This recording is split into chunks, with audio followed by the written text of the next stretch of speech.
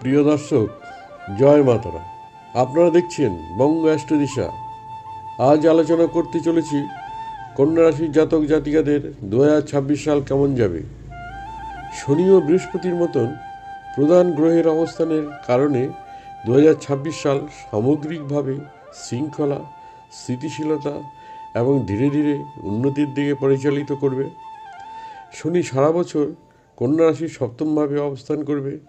এক্ষেত্রে শনি অংশীদারিত্ব, বিবাহিত জীবন এবং ব্যবসার ক্ষেত্রে বিলম্ব সৃষ্টি করবে। তবে শনি এই অবস্থান দীর্ঘমেয়াদী স্থায়িত্ব এবং দায়িত্ববোধ বাড়াবে। একমাত্র পারস্পরিক বোঝাপড়া এবং ধৈর্য বজায় রাখতে পারলে সম্পর্ক মজবুত করতে সাহায্য করবে। রাহু কন্যা রাশির ষষ্ঠভাবে থাকবে এবং ডিসেম্বর মাস স্থান পরিবর্তন করবে। ষষ্ঠ ঘরে রাহুর অবস্থান পেশাগত জীবনে অত্যন্ত শুভ ফল দেবে। জাতক তার প্রতিদ্বন্দ্বীদের সহজেই ছাড়িয়ে যেতে পারবে এবং কর্মক্ষেত্রে সম্মান ও স্বীকৃতি পাবে। তবে আর্থিক বিষয়ে হঠাৎ কোনো সিদ্ধান্ত নেওয়ার ক্ষেত্রে সাবধান থাকতে হবে। কেতু কন্যা রাশির দ্বাদশ ঘরে সিংহ রাশিতে থাকবে। কেতুর প্রভাবে কন্যা রাশির আধ্যাত্মিক জাগরণ হবে, ধর্মীয় কাজে আগ্রহ বাড়বে। এছাড়া তীর্থযাত্রা এবং দীর্ঘ ভ্রমণের সম্ভাবনা রয়েছে। স্বাস্থ্যের দিক থেকে 2026 সাল মিশ্র কাটবে। ছোটোখাটো সমস্যা দেখা দিতে পারে, স্বাস্থ্য বিষয়ে সাবধান থাকতে হবে।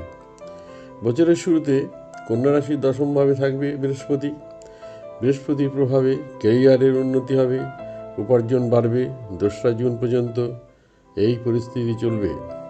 চাকরিজীবীদের প্রমোশন এবং ইনক্রিমেন্ট বৃদ্ধি হবে। নতুন সম্পত্তি, গাড়ি কেনার জন্য শুভ হতে চলেছে। কন্যা রাশির জাতক জাতিকারা 2026 সালে ভবিষ্যতের জন্য শক্তপোক্ত আর্থিক ভিত তৈরি করে নিতে পারবে। বৃহস্পতির প্রভাবে প্রার্থীদের চাকরির সুযোগ আসবে। কন্যা রাশির জাতক জাতিকাদের 2রা জুন 2026 থেকে সবচেয়ে ভালো সময় শুরু হবে। এই সময় কন্যা রাশির একাদশ ঘরে গোচর করবে বৃহস্পতি। উপার্জন বাড়বে, মনের দীর্ঘদিনের ইচ্ছে পূরণ হবে। সোশ্যাল মিডিয়া মার্কেটিং সেলসের সাথে যুক্ত ব্যক্তিরা বিশেষ করে উন্নতি করতে পারবে এবং বিদেশে চাকরির সুযোগ আসবে।